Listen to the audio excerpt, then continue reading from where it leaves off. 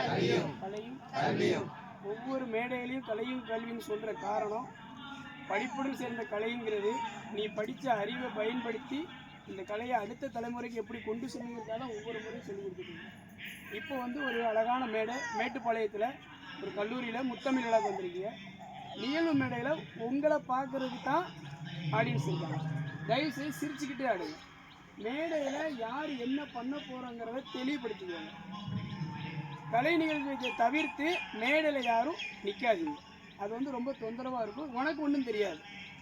அந்த இதை அடுத்த இது கொண்டு போகும்போது டிஸ்டர்பன்ஸாக இருக்கும். பொருட்களை கையாளுற முறை, பறை முடிஞ்சிட்டுனா பறையை ஒதுக்க வைங்க. ஒயிலாட்டம் முடிஞ்சிட்டுனா ஒயிலாட்டத்தை ஓரமாக வைங்க. மான் கொம்பு அடுத்ததுக்கு தயாராக வைங்க. மாடு மயில் குதிரைலாம் உள்ளே கொண்டு வரும்போது டோர் எப்படி இருக்குது, இல்லைன்னா மயில் போடுக்கணும்னு தெரியாது, கொஞ்சம் சப்போர்ட் பண்ணுங்கள். அவங்க தானே மயில் போகிறான், நமக்கு என்ன தயவுசெய்து இருக்காதுங்க. அதெல்லாம் விலை உயர்ந்த பொருட்கள். மரக்கால் ஆட்டம் கெட்ட போகிறான்னா 2 பேர் போய் அவனுக்கு ஹெல்ப் பண்ணுங்க. நேற்று மரக்கால் கெட்ட முடியல, சரிங்களா? இந்த ஒவ்வொரு விஷயத்தையும் சொல்கிறது, ஒரு சில நேரங்களில் நான் இல்லாமல் போனாலும் இந்த கலைகளை இப்படி கொண்டு போனால் நல்லா இருக்குங்கிறத நான் உங்களுக்கு சொல்லிக் கொடுத்துருக்கேன். எல்லா இடத்துலையும் எல்லாரும் சொல்ல முடியாது, ஒவ்வொரு சூழலும் ஒன்று இருக்கும்.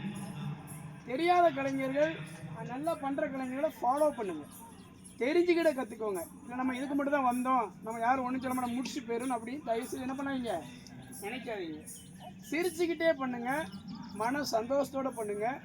ஊருக்காக ஆடும் கலைஞர் தன்னை மறைப்பான், தன் கண்ணீரை மூடிக்கொண்டு இன்பம் கொடுப்பார். ஆளுக்கு எனக்கு அவ்வளோ ஒரு மன வருத்தம் இருக்கும். அதெல்லாம் உடைச்சி எரிஞ்சு இன்னைக்கு மேடையில் நிற்கான். சாம்புவேல் நமக்காக நிற்கான், சரிங்களா?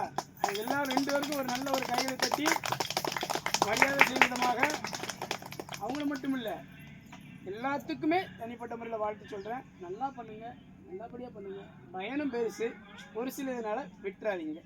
விருப்பம் இருந்தால் தொடருங்கள், விருப்பத்தோடு தொடருங்கள். கலையும்